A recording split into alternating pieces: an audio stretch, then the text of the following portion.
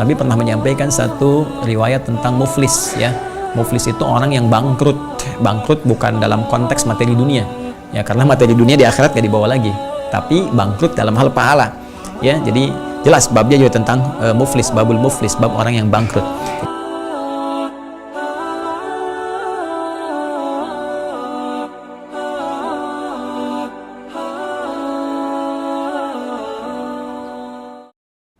Bismillahirrahmanirrahim. Assalamualaikum warahmatullahi wabarakatuh. Alhamdulillahirrabbilalamin. Wassalatu wassalamu ala rasulillahil karim Nabiina Muhammadin wa ala alihi wa sahbihi wa ummatihi ila yaumiddin wa ba'd. Faya ahbaballahi wa ahbaba rasulihi sallallahu alaihi wasallam, usi nafsi wa iyyakum bitaqwallahi faqad fazal muttaqun fala tamutunna illa wa antum muslimun. Faqala ta'ala ya ayyuhalladzina amanu taqullaha haqqa tuqatih wa la tamutunna illa wa antum muslimun. Saudara-saudariku dimanapun Anda berada, Alhamdulillah kembali berjumpa dalam Al-Madrasah Al-Imam Al-Bukhari di kajian kitab As-Shaum. Alhamdulillah hari ini kita telah sampai pada hari yang ke-7 di bulan Ramadan tahun 1442 Hijrah. Semoga Allah Subhanahu wa taala menerima seluruh amal ibadah kita, siyam kita, qiyam kita, dan mengabulkan doa-doa yang kita panjatkan kepada Allah insyaallah. Amin ya rabbal alamin. Tak terasa ya, sudah perjalanan luar biasa. Tahu-tahu sudah kita sampai ke sepekan siam. Semoga tetap semangat dan rahmat Allah kita dapatkan. Baiklah, langsung saja hari ini kita akan kembali mengaji di Madrasah Al-Imam Al-Bukhari dalam kajian kitab sahih beliau, Al-Jami' Al-Musnad As-Sahih Al-Mukhtasar min Umuri Rasulillah sallallahu alaihi wasallam wa sunanihi wa ayyamihi. Ya, jadi kitab komprehensif, kumpulan seputar informasi yang terkait dengan Nabi Sallallahu Alaihi Wasallam, telah dilacak sanadnya sahih, diuraikan secara ringkas oleh Imam Al-Bukhari, berisi seputar kegiatan harian Nabi Sallallahu Alaihi Wasallam, juga sunnah-sunnahnya. Kita berada di kitab atau tema urutan ke-30. Ya, seperti sering saya uraikan di awal jumpa kita, ada 97 tema yang disusun oleh Imam Al-Bukhari, diberi nama dengan kitab. Lalu di bawah tema itu ada subtema, diberi nama dengan bab. Nah, kita di pertemuan yang lalu telah sampai di bab yang ketiga, subtema ketiga dari Kitabus Shaum. Jadi kitabnya, temanya Kitabus Shaum tentang puasa, segala hal tentang puasa. Kemudian bab yang pertama tentang wujub shaum Ramadan, dalil kewajiban puasa Ramadan telah kita uraikan, ada 3 hadis di dalamnya. Kemudian bab tentang fadlis shaum, keutamaan puasa, 1 hadis telah kita uraikan, 4 hadis kita ambil. Kemudian bab as-shaumu kafaratun, ya, bab tentang saum bisa menjadi kafarat di pertemuan yang lalu. Ya, bab bagaimana kalau kita menunaikan puasa dengan benar itu, maka puasa itu berpotensi bisa memberikan manfaat kepada kita, menghapuskan, menggugurkan dosa-dosa kecil yang telah kita tunaikan. Jadi saat kita puasa, ya, dalam penunaian puasa itu dosa-dosa kecil kita kalau benar puasanya itu gugur, khususnya yang tidak disengaja, ya, yang seperti yang telah saya bahas di pertemuan yang lalu. Jadi mohon izin kalau ada yang baru bergabung, Anda bisa akses ya yang hari lalu, edisi yang kemarin, begitu Anda klik nanti saya jelaskan di sana. Adapun dosa-dosa besar tentunya kita isi dengan taubat nasuha, termasuk dalam puasa ini, karena hadisnya juga di lain sisi mengatakan kepada kita, man shoma ramadhana imanan wahtisaban ghufira lahu ma taqaddama min dzambi. Siapa yang menunaikan ibadah siam ya dengan benar, puasanya bagus, tunaikan dengan baik dan diisi dengan ketulusan dan introspeksi diri. Nah, dalam fase introspeksi ini barangkali ada dosa-dosa besar yang kita pernah kerjakan, yang harus kita taubati langsung, ya. Kalau terkait dengan hakullah, kita mohon ampun kepada Allah.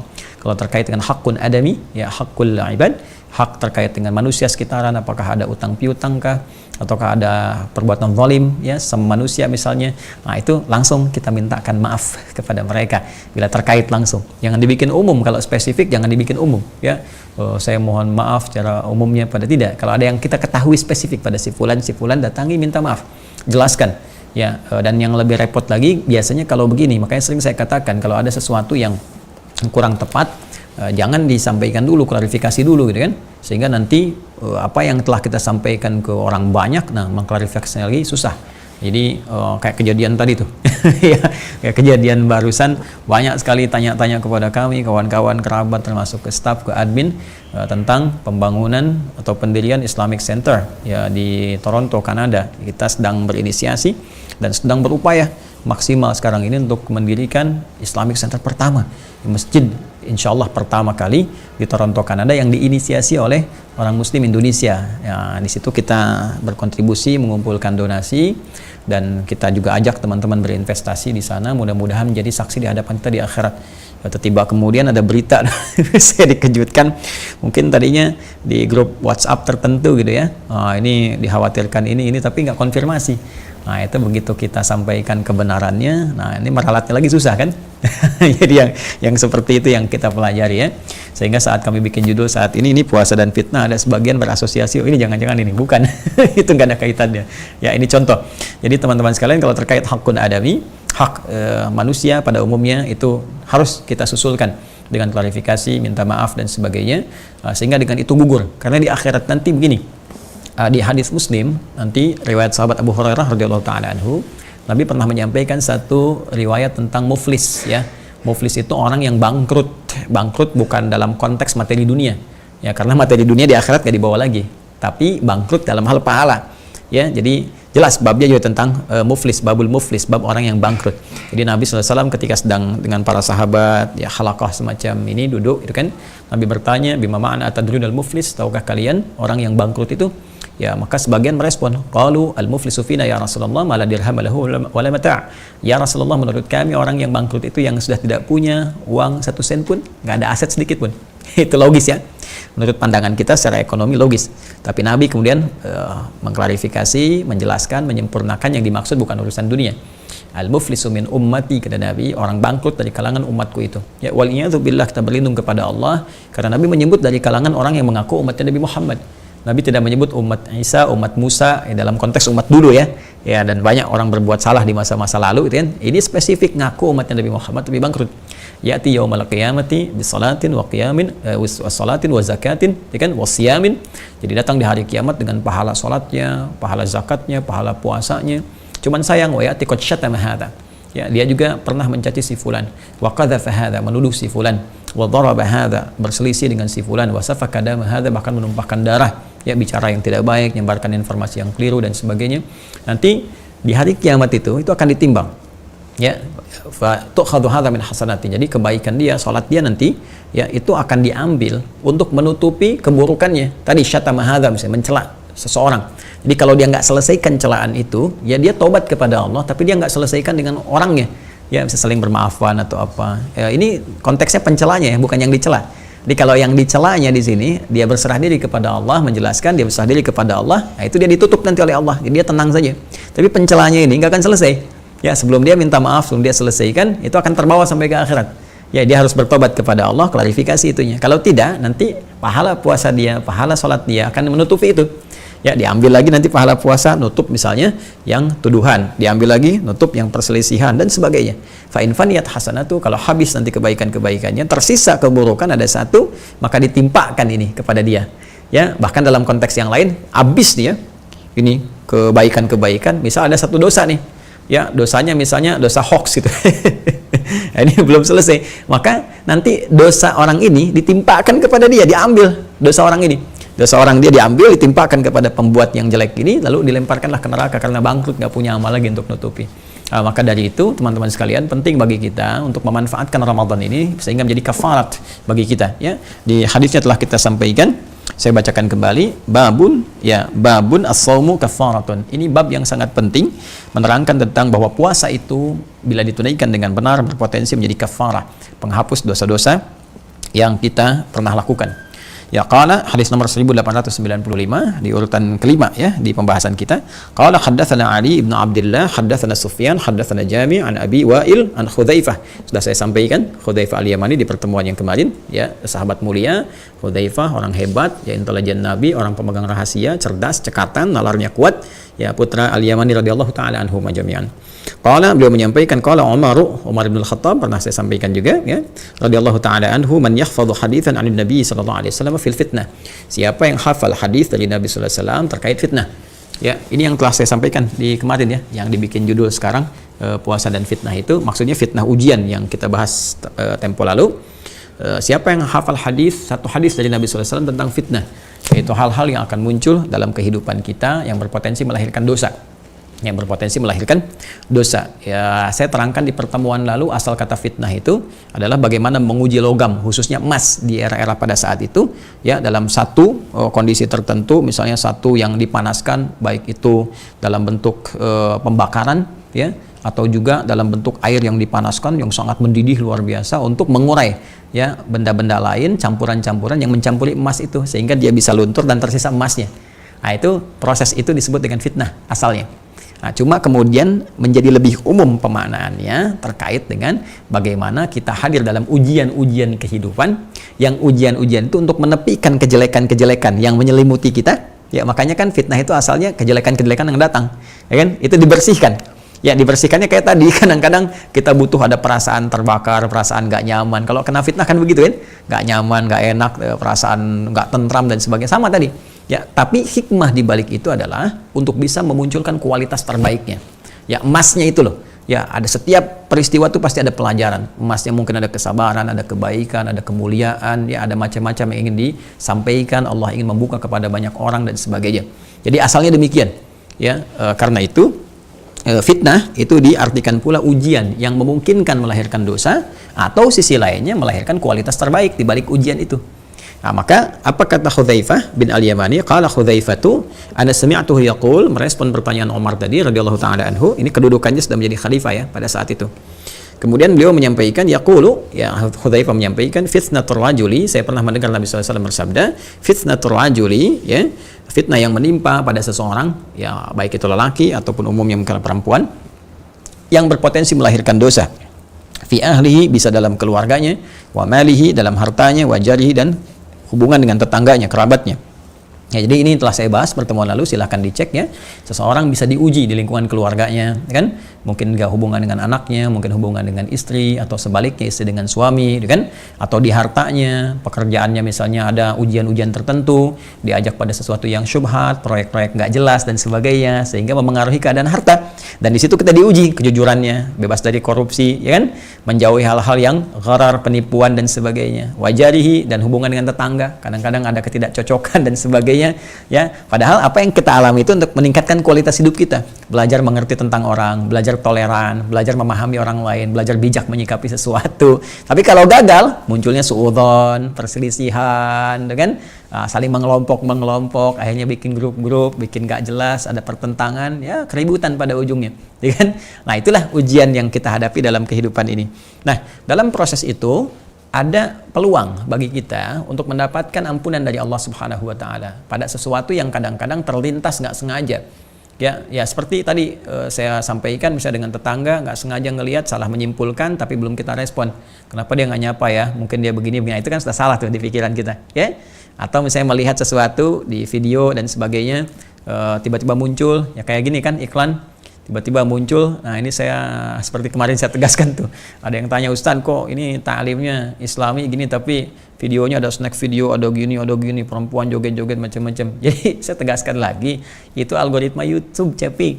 Ya, algoritma YouTube menyesuaikan kebiasaan Anda mengklik. Jadi kalau Anda ngeklik yang aneh-aneh atau pernah nggak sengaja klik, itu muncul terus tuh, dianggapnya kebiasaan. Jadi itu kembali ayo pada masing-masing gitu kan, kembali ke masing-masing. Jadi ya seperti itu.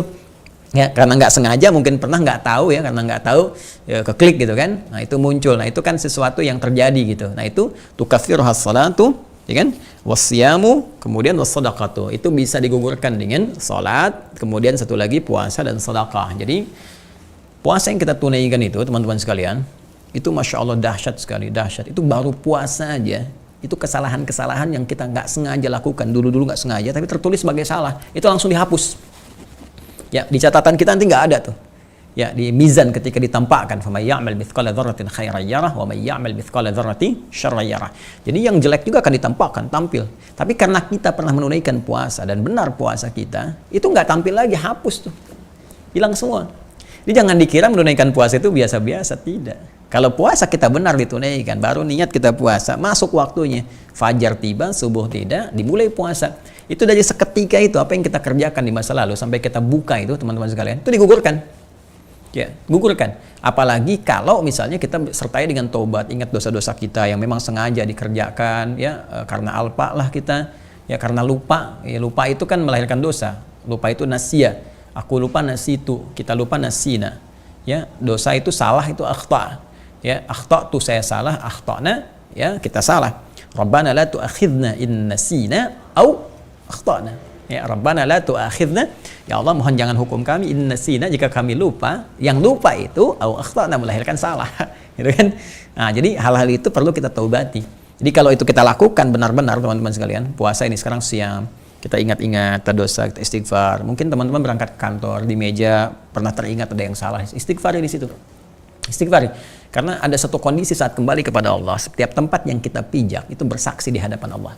Ya, bersaksi bahwa kita pernah berbuat apa di situ. Ya, idza zulzilatil ardu zilzalaha wa akhrajatil ardu athqalaha wa qala al insanu ma laha yauma idzin tuhadditsu akhbaraha.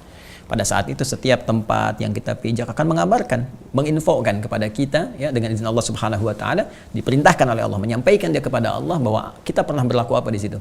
Ya, Anda di kantor, di meja, komputer apa, ingat-ingat pernah berbuat salah, ada istighfar, ya Allah saya salah, gitu kan. Ya Allah saya keliru. Ya, ada kisah seorang alim besar diikuti murid-muridnya sedang perjalanan, tiba-tiba beliau pingsan di satu tempat kan, begitu pingsan agak lama dibangunkan ini. Tiba-tiba kemudian setelah itu sadar, ditanya, padahal orangnya sangat kuat. Ya kuat ibadah, kuat siam, kuat apa, pingsan. Kemudian ditanya, Syekh apa yang menyebabkan Anda sampai begini pingsan, itu kan lama. Ya beliau kemudian menyampaikan, aku teringat bahwa aku dulu pernah tak sengaja berbuat salah di sini. Anda bayangkan? Jadi begitu kepijak ke situ, beliau ingat langsung istighfar, minta ampun sampai Allah, sampai pingsan. Anda bayangkan? Seorang alim, orang hebat, rajin puasa, rajin tahajud, macam-macam, kita mengertilah. Ya sesalah-salahnya gimana sih kadarnya gitu kan. Ya kalau ada ulama berbuat salah, ya kadarnya segimana sih gitu kan. Kalau ulama betul gitu kan, segimana sih salahnya. Itu sampai mengistighfari, ingat dosa sampai pingsan. Anda bayangkan. Ya bagaimana diilustrasikan kembali kepada kita gitu kan. Ya seharusnya kita bisa menghadirkan suasana bagaimana semua dibuka. Kalau sekarang mungkin yang tahu 1-2 orang, atau diri Anda, saya, atau kita sendiri, pada akhirnya akan terbuka semua. Dan orang akan berkata, oh rupanya begini dulu itu, rupanya seperti ini. Maka kita istighfar. Astagfirullah, astagfirullah, astagfirullah, astagfirullah. Nah kalau benar seperti itu, nanti dosa-dosa terampuni, keadaan hati menjadi lebih tenang, terus kebiasaan kita berubah jadi baik. Dan puncaknya nanti akan kita bahas satu hadis lain. Bagaimana Allah mengapresiasi nanti saat penghujung buka itu. Wah bagaimana doa-doanya cepat dikabul. Nanti ada hadisnya sendiri. Ya ada hadisnya sendiri. Nah termasuk nanti salat, ya sedekah, seperti yang kita uraikan di pertemuan lalu. Nah, tapi ada bagian yang belum selesai di hadis kemarin. Ini yang menjadikan pembahasan kita nanti kita lebih tajamkan lagi, dan ini yang menjadikan flyer hari ini nanti temanya besar, puasa dan fitnah gitu kan. Nah, itu yang dimaksud apa? Yuk kita lihat. Qala, maka Umar pun merespon. Ya, informasi yang disampaikan oleh sahabat Hudzaifah ibnu al-Yamani, laisa as'alu an dzih. Ya, di riwayat lain laisa as'alan hadza, kan? Innama as'alu an anillati tamuju kama yamujul bahru. Allahu Akbar. Kata Umar, yang saya maksud bukan hadis yang ini. Yang saya maksud bukan hadis yang ini. Yang saya maksudkan yaitu tentang fitnah. Ya, yang datang bergelombang besar. Ya, seperti gelombang-gelombang lautan yang menerpa. Wah, ini udah lihat ombak besar ya.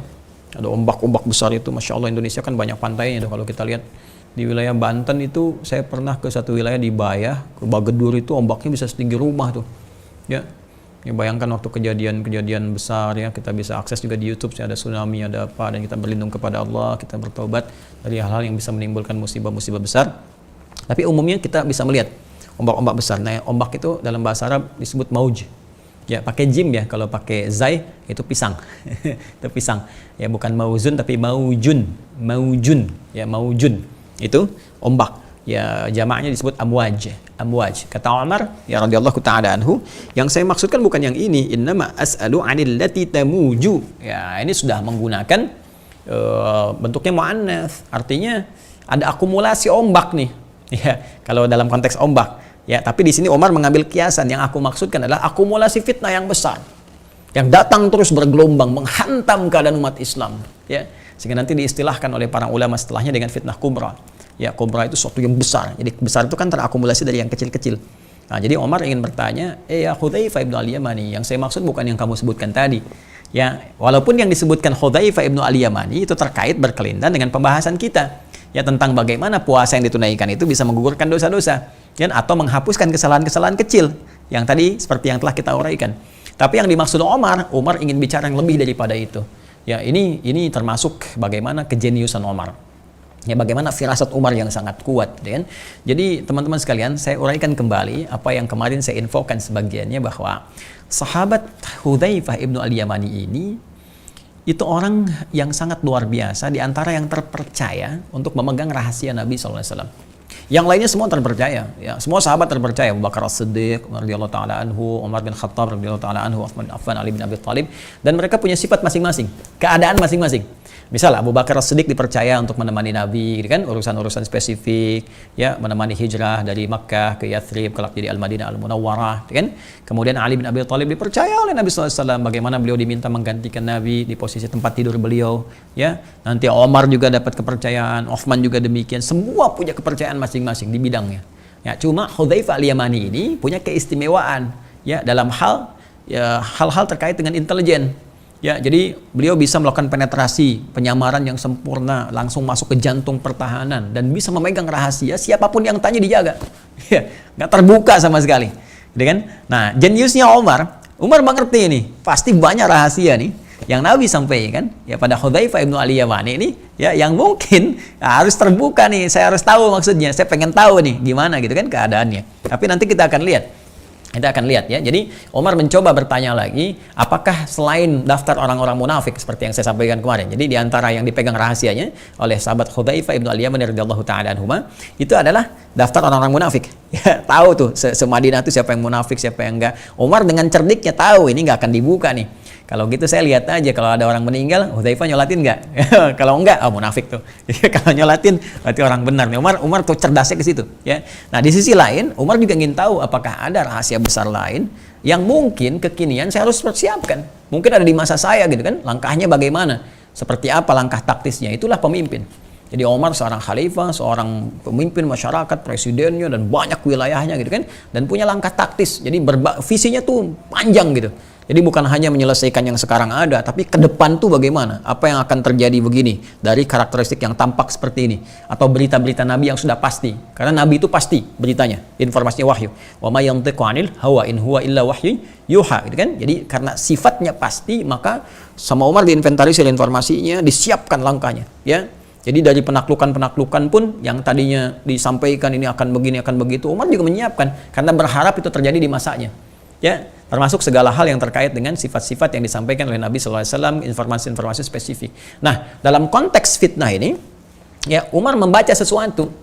Ya, beliau nanti kita lihat, ya, urutan di hadisnya, membaca sesuatu gitu. Kayaknya ada sesuatu yang mungkin bisa dikaji dari hal terkait fitnah ini. Jadi ketika menyampaikan Hudzaifah ibnu al-Yamani tentang fitnah dalam arti ujian di rumah tangga, ujian dengan tetangga, ujian dalam harta yang bisa digugurkan lewat puasa, lewat sholat, lewat sedekah, kata Umar, yang saya maksud bukan yang itu.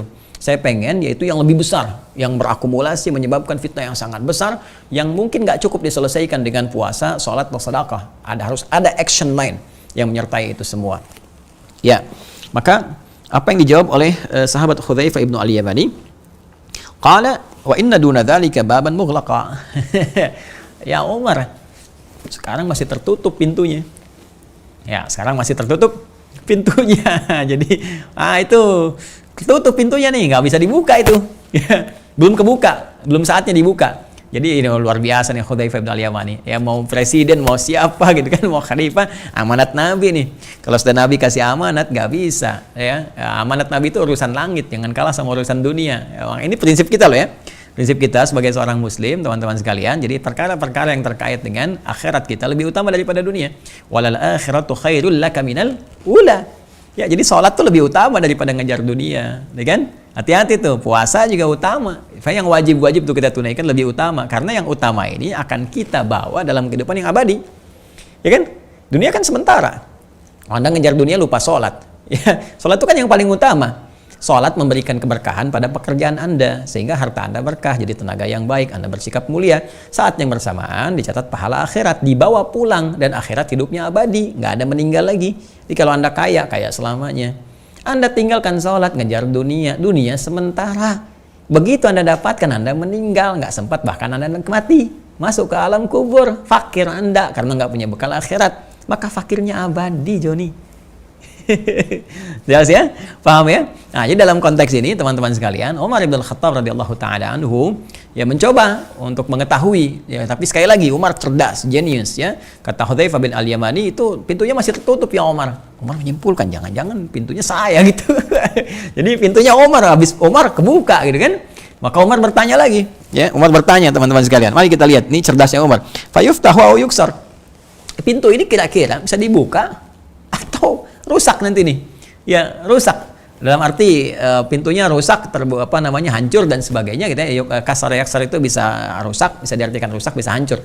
Ya, dalam konteks ini. Jadi secara bertahap. Kalau hancur itu hadam keseluruhan, kalau kasara itu bisa retakan, bisa kemudian hancur atau bolong-bolong atau apa kalau pintu ya, secara sedikit-sedikit gitu. Sampai menunjukkan ketiadaan esensinya yang harus diperbaiki gitu. Di sini teman-teman sekalian, kalau kita mau baca lebih dalam syarahnya, misal di Fathul Bari nih, saya contohkan, ini yang punya kami di sini Fathul Bari Syarah Sahih Al-Bukhari. Ya, Syarah Sahih Al-Bukhari.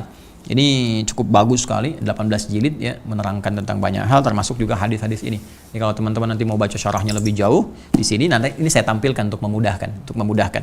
Ya, jadi ini Fathul Bari ya, fi Syarah Sahih Al-Bukhari. Jadi syarahnya Sahih Al-Bukhari disyarah lagi oleh Imam Ibnu Hajar Al-Asqalani. Nah, di antara syarah itu yang ingin saya terangkan di sini, Umar membaca, wah ini jangan-jangan saya pintunya gitu kan, dibuka atau ini bahasa kiasan lagi nih, dibuka atau dihancurkan. Apakah mungkin terbuka ya, ataukah mungkin kemudian hancur gitu kan? Hancur ini dalam arti rusak atau tiada gitu kan? Qala yuksar, dijawab lagi yuksar. Wah, ini satu saat bukan sengaja dibuka, tapi yuksar, hancur, selesai. Nah, ini kalau tafsirnya begini. Kalau tafsirnya pintu itu terbuka dalam arti fitnah itu tadi yang besar dahsyat. Itu di masa Umar nggak ada. Ya, tapi pintunya Umar. Artinya fase periode Umar. Jadi kalau Umarnya telah tiada, diilustrasikan tadi dengan yuksar. Yuksar itu kan artinya rohnya sudah nggak ada gitu kan. Ya, kasara itu ya tadi pecah apa dan sebagainya kalau dalam konteks materi-materi begini. Tapi kalau dalam konteks yang bernyawa, hidup, ya meninggal. Jadi kalau misalnya Umarnya meninggal, nah baru kemudian datanglah fitnah itu. Jadi seakan-akan Umar itu pintunya, begitu pintunya rusak, ya kan? Pintunya kan kokoh tuh Umar itu tuh. Begitu pintunya rusak, ya, Umarnya meninggal, terbukalah itu semua. Kalau rusak itu kan nggak langsung, ya. Ada pemicunya, pelan-pelan dulu. Rusak itu kan nggak tiba-tiba, bisa jadi nggak bisa dibuka, kan itu orang bilang rusak juga kan. Tapi dalam konteks ini kalau kasara itu dia celah terbuka. Rusak, rapuh, buff. Ya, buff langsung terbuka. Ya, dari celah-celah tertak, boom, langsung ada. Maka dijawab oleh Hudzaifah bin Al-Yamani, ya bukan dibuka, jadi bukan sengaja terbuka atau dibuka, tapi yuksar. Dengan meninggalnya Umar bin Khattab radhiyallahu taala anhu, benteng-benteng yang tadinya fitnah tertutup itu kemudian mulai pelan-pelan datang dan sebagainya. Di sini sebetulnya ada isyarat yang sangat penting teman-teman sekalian. Jadi orang sering membacanya tentang peristiwa fitnah kubra. Jadi kan setelah Umar wafat ini, Ibnu Khattab radhiyallahu taala anhu, mulai kan muncul Utsman naik ya. Utsman tuh luar biasa, masya Allah, orangnya dermawan, orangnya bagus, baik dan sebagainya. Terus kekuasaan Islam meluas banyak dan seterusnya. Tapi Utsman tuh lembut, pemaaf, tuh ya, tolerir dalam beberapa hal, sehingga kadang-kadang dalam dunia politik ya ini nggak bisa sepenuhnya lembut itu. Ya, politik itu kan kadang harus ada ketegasan, ya, harus ada kemudian ya seperti main layangan, tarik ulur dan sebagainya. Tapi dalam Islam itu indah, jadi nggak ada penipuan, nggak ada macam-macam. Politik Islam itu politik yang sifatnya melahirkan harmoni, ya harmoni kebaikan gitu. Strategi dibangun, tapi juga keadilan itu datang, keadilan tiba. Ya, ada keadilan, ada kemuliaan, hak-hak terpenuhi, itu politik Islam. Jadi bukan orientasinya bukan kekuasaan, bukan. Jadi sebagai alat untuk menampilkan nilai-nilai kemuliaan dalam kehidupan, keadilan, pengaturan yang baik, kemuliaan. Jadi bukan untuk mengejar kekuasaan, jadi berkuasa sehingga bertindak semaunya, tidak seperti itu. Nah, di Utsman ini orang sangat mulia, sangat baik dan sebagainya, tapi kemuliaan Utsman ini dimanfaatkan oleh sementara orang. Ya, bikin provokasi, bikin hoax dan sebagainya, terus disusun buzzer. Jadi buzzer itu bukan zaman sekarang saja. Ya, bukan zaman sekarang, bukan zaman periode grup Barcelona, klub yang presiden yang sebelum yang sekarang diganti lagi itu kan sengaja menyewa buzzer untuk bisa menetralisir hal-hal yang bisa menyerang atau balik nyerang dan sebagainya. Saya tidak bicara tentang Indonesia atau yang lain ya. Saya bicara tentang fenomena di satu klub sepak bola tadi kayak Barcelona dan sebagainya sehingga mundur ya. Presidennya dimundurkan, ganti yang sekarang terbaru. Saya apalah Anda tanya, nonton nggak? Nggak.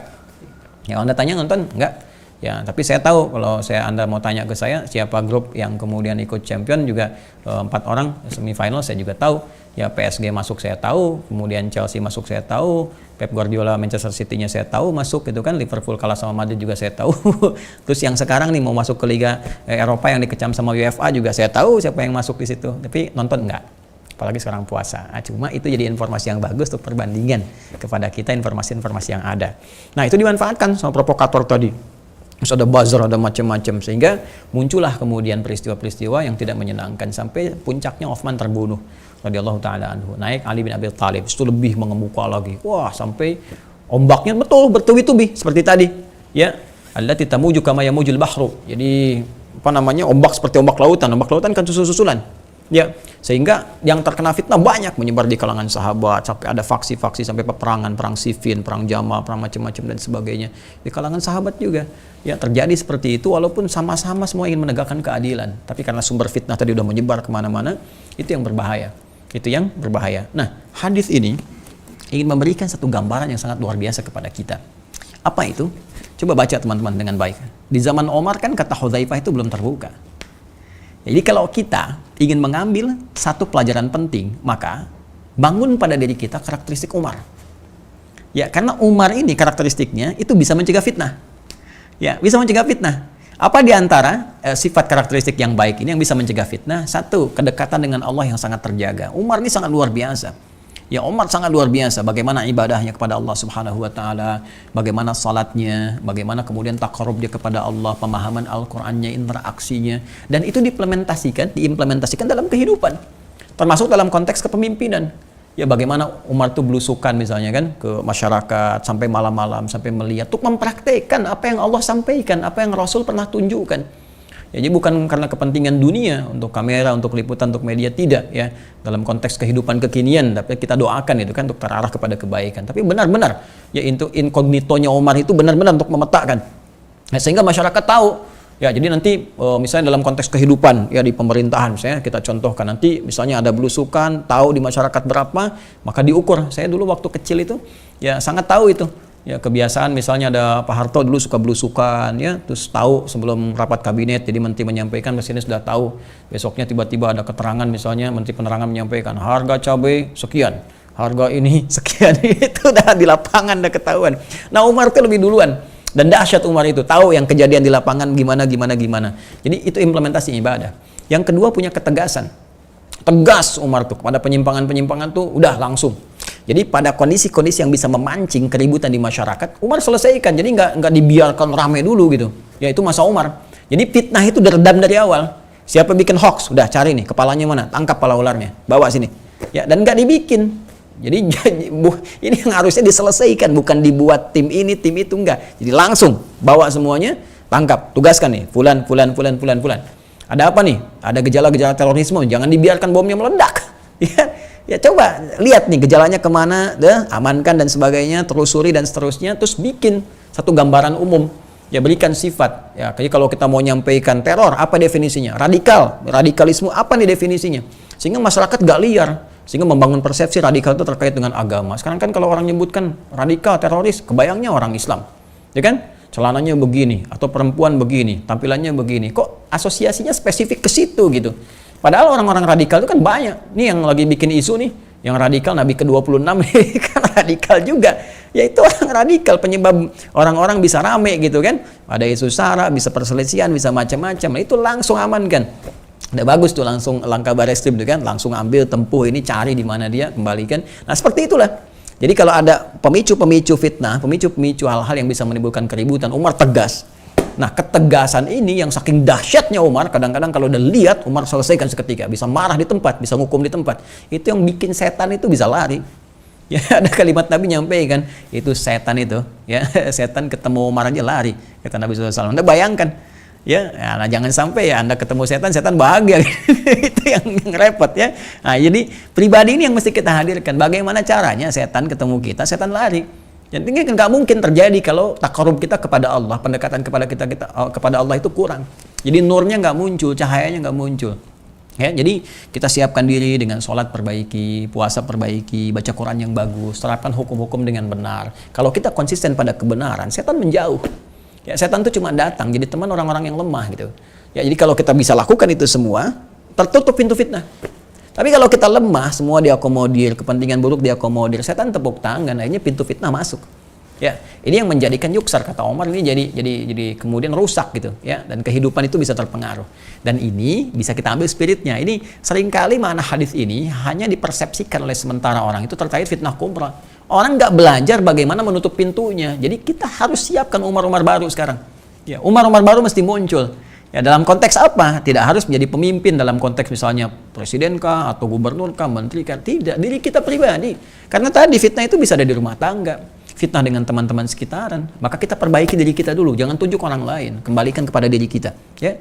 Kembalikan pada diri kita, perbaiki diri kita. Kalau kita sudah baik semua, apapun profesi kita, mau di diplomasi, birokrasi, kepemimpinan sampai jadi pemimpin tertinggi kah atau masyarakat, guru kah, ustadz kah dan sebagainya, semua akan baik dalam kehidupan. Nah, itu ya. Nah, kemudian teruskan hadisnya. Kemudian qala dzaka ajdaru alla yughlaqa ila yaumil qiyamah. Ya, demikianlah kata Umar. Ya, itu barangkali terjadi untuk tidak tertutup sampai dengan hari kiamat. Artinya fitnah-fitnah itu setelah pintu Umarnya itu terbuka dengan wafatnya Umar radhiyallahu taala anhu, dengan tadi rusak, muncul, nah itu akan terus terjadi. Ya, sampai dengan hari kiamat itu datang sepanjang kita sendiri tidak memperbaiki diri. Jadi kalau kita tadi ketat, tutup pintunya, apalagi saat siam seperti ini. Puasa itu kan belajar mendekatkan diri dengan Allah. Di antara puncak lah sebelum haji itu puasa. Ya, karena puasa bisa dikerjakan oleh setiap orang, haji butuh biaya juga kan, ada ibadah fisik, ada ibadah harta dan fisik. Ya, ibadah fisik seperti sholat, puasa, ibadah harta seperti zakat, infak, sedekah. Ibadah zakat, harta dan fisik gabungan seperti haji gitu kan. Haji itu memperbaiki diri dengan maksimal karena gabungan. Dan puasa itu sebelum puncaknya haji.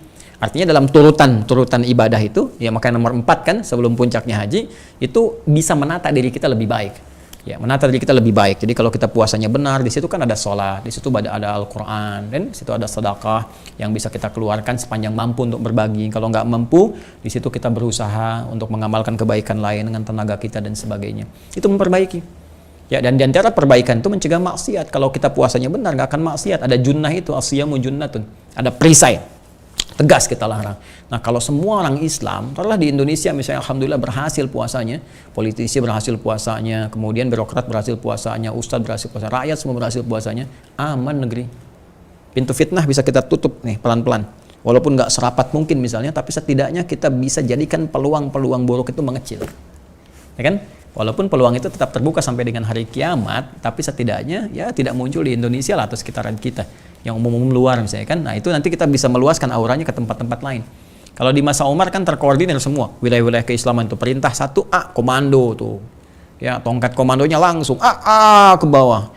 Umar itu ngelurusin teman-teman, ngelurusin seorang gubernur aja yang diduga Umar tidak adil pada dalam konteks mau dirikan masjid.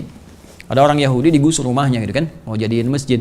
Dia keberatan si Yahudi itu, yang nggak mau terima dulu ganti ruginya dan sebagainya kan. Dia ngadu ke Umar, ngadu ke pusat.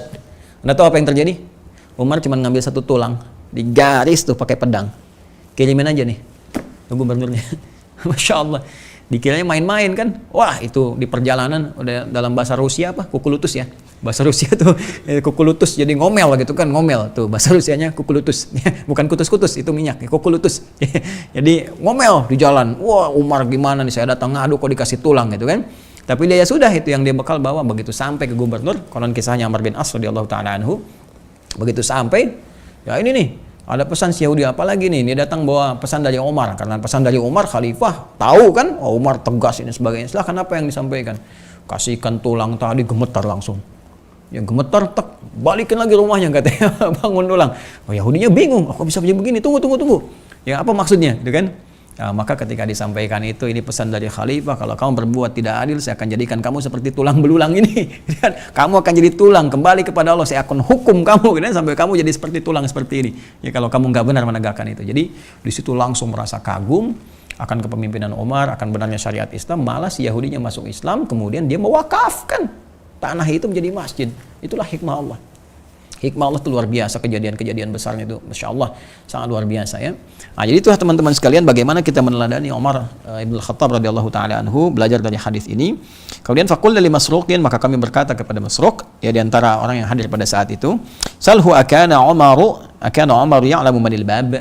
Coba konfirmasikan pada Umar. Tadi kan dugaan-dugaan kan? Nah, makanya dugaan itu mesti dikonfirmasi. Harus dikonfirmasi. Jadi kalau ada dugaan nggak boleh diungkapkan dulu, apalagi disebar. Ya, kembali tadi ke ini karena tadi hampir dari tadi saya pagi sampai kita mau coba live mau apa masih jawab-jawaban, teman-teman masih tanya tuh seputar yang di Toronto bagaimana pembangunan itu benar. Nah, cuman tadi karena ada satu grup tuh dugaan begini, kayaknya ini videonya editan, kayaknya begini, ini kemungkinan penipuan, disebar lah itu kan, nggak diklarifikasi lagi jadi rame kan. Terus kita klarifikasi di IG, akhirnya tadi kami pagi coba udah di take aja, sampaikan supaya menenangkan, dan terus kita kontak juga ke Kanadanya. Insya Allah besok kita live dengan teman-teman dari Toronto, kita tanya sekalian persiapan sampai mana, bagaimana kemudian donasi terkumpul, terus apa yang ingin kita capai, sampai teman-teman tahu bentuknya di mana nih yang mau kita dapatkan, insya Allah. Karena kita mau beli nanti properti tertentu, jadikan Islamic Center. Wah, kita harus tahu nih. Nanti insya Allah besok diinfokan ya, gambarnya bagaimana, ininya bagaimana. Di kami sudah kami share sebetulnya di video yang sudah ada. Ya, itu sudah kita klarifikasi tadi di IG tuh. Masih ada pertanyaan, kenapa rekeningnya atas nama pribadi nggak yayasan aja? Itu Joni, kamu dengarkan dulu videonya. Ini kadang-kadang nggak disimak tuh ya. Itu sudah kita sampaikan nih, ada yang rekening dari sananya langsung, yayasannya begini, tampilkan. Cuman begitu saya infokan di awal-awal itu banyak yang tanya, Ustaz nih ada Swift code apa, banyak bingung gini, ada nggak yang di Indonesia gitu kan. Nah, supaya nggak bercampur dengan yang di kita, pakai kiai, supaya nggak bingung nih campuran kemana-kemana, udah kita mintakan dari teman-teman sana. Jadi dari sana dikirimkan ke kita yang punya relasi, jadi masih terkait dengan panitia di sana. Pakailah rekening nomor Indonesia, gitu kan. Kemudian dari situ ditransferkan ke sana. Yang mau pakai rekening sana juga langsung ada Swift code-nya, Kanada ini dan sebagainya. Nggak pengen pusing, ya yang bukan kita aja teman-teman. Ada yang dari daerah, Anda bayangin. Ya, ibu saya langsung teleponnya dari daerah, Anda bayangin pengen transfer. Ya mana orang daerah ngerti Swift code gitu kan. Jadi tahunya yang di Indonesia begini. Alhamdulillah ya Allah. Alhamdulillah dari 3M itu kalau kita bisa 100.000 orang cuma 30.000, tadi update terakhir itu sudah mulai berkurang insya Allah kita selesaikan dalam sepekan ini ya. Nah itulah ini kaitannya. Jadi ini kita Umar sampai ke Toronto ya. Balik lagi sini. Jadi ke Toronto besoknya sekitar jam 10 jam 11 insya Allah ada live ya, dengan teman-teman dari Toronto, jadi kita bisa dapatkan infonya. Salhu akana Umar ya'lamu manil bab. Tanyakan coba ke Umar, tahu nggak Umar siapa pintunya? Ya, ini klarifikasi ke Umar, jangan kita duga-duga. Maka fasalahu faqal, maka masuk bertanya kepada Umar bin Khattab radhiyallahu ta'ala anhu, siapa pintunya gitu kan? Umar, ini fitnah ini masih tertutup, nggak bisa dibuka, babnya ketutup nih, siapa pintunya? Kalau dia kebuka maka selesai. Maka Umar secara diplomasi mengatakan, na'am, kama ya'lamu anna duna ghadin lailata. Ya, kama ya'lamu anna duna ghadin lailata. Jadi kata Umar, ya, saya tahu pintunya siapa. Sebagaimana saya juga tahu bahwa setelah besok ya ada malam. Ada malam. Umar tua jenius ini. Umar nggak mengatakan siang tapi malam. Ya Umar mengerti. Oh ini saya pintunya ini. Ya tapi fitnahnya bagaimana? Masih gelap. Lailah kan gelap malam. Ya istimewa kan. Umar nggak nyebutkan Lailah tapi Lailah. Ada keistimewaan di kegelapan itu. Apa nih istimewanya dalam konteks yang negatif tadi, fitnah, ujian-ujian. Nah, jadi Umar tuh luar biasa bahasanya nih ya. Ya, na'am kama ya'lamu anna duna ghadin lailah. Ya, Umar mengetahui siapa pintunya. Di situ sebagaimana Umar tahu setelah besok siang itu ya setelah besok nanti ada malam. Jadi Umar jelas ngetahui ini pintunya saya ini, ya, pintunya saya dengan karakteristik begini-begini nggak bisa dibuka sepanjang saya masih hidup. Ya setelah saya meninggal baru datang. Cuman saya meninggal kan saya nggak tahu bagaimana keadaannya. Jadi kan artinya Umar nggak bisa kembali kan? Dan sekarang pun masih gelap. Gelap itu kan seperti malam. Maka kiasan Umar mengatakan, ya seperti tahu setelah besok itu ada malam. Jadi fitnahnya masih gelap nih. Apa yang akan terjadi? Dan terbuktilah semua itu terjadi di zaman Utsman bin Affan radhiyallahu taala anhu, kemudian mengkristal di zamannya sahabat Ali bin Abi Thalib radhiyallahu taala anhu. Ini ada pula di hadis Muslim teman-teman sekalian, nomor hadis 144 diriwayatkan tentang ini. Nah, jadi apa yang terkait dengan puasa? Yang terkait dengan puasanya adalah puasa yang kita tunaikan dengan benar bisa melatih karakteristik diri kita untuk bisa menepikan hal-hal yang tidak baik, ya, menutup maksiat-maksiat, mencegah perbuatan buruk sehingga membentuk pribadi yang mulia, lebih bagus daripada sebelumnya. Yang dengan itu meningkatkan kebaikan kita dan membuat kita lebih dekat dengan Allah. Kalau sudah dekat dengan Allah, kita secara pribadi bisa menutup pintu-pintu fitnah. Itu korelasinya. Ya, alhamdulillah kalau kita bisa belajar dengan Umar. Ya, maka cari sirahnya Umar bin Khattab, belajar. Sekarang udah banyak terjemahannya ya, tentang Umar, bagaimana sifatnya, apa dan sebagainya. Tentunya tanpa menafikan sahabat yang lain. Belajar pula tentang sahabat Abu Bakar As-Siddiq, sahabat Utsman bin Affan, Ali bin Abi Thalib radhiyallahu taala anhum jami'an karamahumullah wajah. Itu yang bisa kita dapatkan. Kalau bisa sih sesuai profesi ya.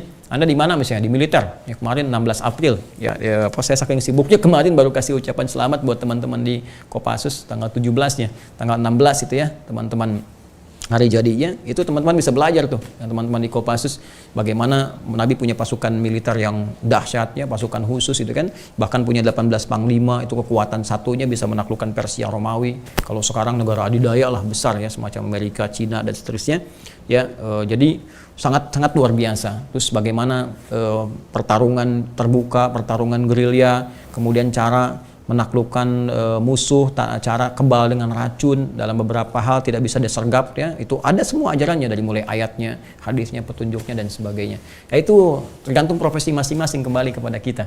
Ya, kalau Anda mau jadi ustaz, jadi guru ya seperti Ali bin Abi Thalib ya, kemudian Abdullah bin Mas'ud, kemudian ada lagi misalnya Abu Hurairah radhiyallahu taala anhum jami'an. Kalau mau jadi diplomat seperti Muadz bin Jabal, Amr bin As ya, bisa belajar banyak. Dan semoga dengan itu memberikan inspirasi kepada kita menjadi lebih baik dalam pandangan Allah Subhanahu wa taala. Saya kira itu yang saya sampaikan di kesempatan kali ini. Tentunya bila ada kebenaran dari Allah dan Rasulnya, kalau salah itu dari saya pribadi, mohon dimaafkan. Izin mengingatkan teman-teman sekalian bahwa sore nanti pukul 5 sore ya, insya Allah pukul 5 sore waktu Indonesia bagian Barat, insya Allah akan ada program Aku Suka ya, kultum sejenak untuk berbuka. Menjadi penting karena itu akan jadi petunjuk pada kita bagaimana sifat salat Nabi Sallallahu Alaihi Wasallam, dan akan masuk bab tayamum nih ya, mungkin banyak orang bertanya tentang tayamum, bagaimana hikmahnya apa dan sebagainya, kita akan bahas. Dan yang kedua ya, teman-teman, waktunya semakin dekat, insya Allah di tanggal 23 April, mungkin 3 hari dari sekarang, insya Allah nanti kita akan launching ya, satu pembelajaran khusus yang nanti kami akan infokan pada teman-teman sekalian, yang kuncinya nanti ada di buku paket tuh ya, yang 2, yang mana ayat puasa dengan buku catatan penuntut ilmu spesial Ramadan. Karena nanti barcode di situ akan di-scan, akan menunjuk kepada formulir ya untuk masuk ke sistem itu. Nanti pas tanggal 23 11 Ramadan kami sampaikan supaya semuanya bisa lebih jelas terang kepada teman-teman. Bagi yang belum dapatkan bukunya, yang tanya-tanya, teman-teman masuk ke UAH Corner ya, diklik, itu aplikasi ya, masuk saja nanti ke bagian aplikasinya, misalnya di Android ya, untuk masuk situ cek ya UAH Corner yang warnanya merah itu ya, UAH Corner, kemudian klik, lalu di situ teman-teman bisa cek ya keseluruhan bagian-bagiannya, nanti dapatkan di situ. Kemudian nanti bisa bergabung di tanggal 23 April, insya Allah kita sampaikan. Dan besok insya Allah sekitar jam 10 atau jam 11 nanti kami akan infokan kembali, menyesuaikan dengan teman-teman di Kanada, karena di sana malam kan. Kalau kita di sini jam 10, ya di sana jam 11 malaman gitu ya. Mudah-mudahan bisa menyesuaikan, kita dapat info yang terbaik ya. Dan mudah-mudahan semua diridhai oleh Allah Subhanahu wa taala. Allahumma taqabbal minna innaka antas samiul alim wa tub alaina innaka antat tawwabur rahim. Allahumma ij'alna ya Allah bil imani kamilin wa bi faraidika muaddin wa lis salawati hafizin wa liz zakati fa'ilin wa lima indaka talibin wa tahta liwa'i nabiyyikal karim sayyidina Muhammadin wa ala alihi yaumil qiyamati sa'irin wa sallallahu ala sayyidina Muhammad wa ala alihi wa sahbihi ajma'in wa akhiru da'wana alhamdulillahi rabbil alamin. Subhanakallahumma bihamdika asyhadu an la ilaha illa anta astaghfiruka wa atubu ilaik. Assalamualaikum warahmatullahi wabarakatuh.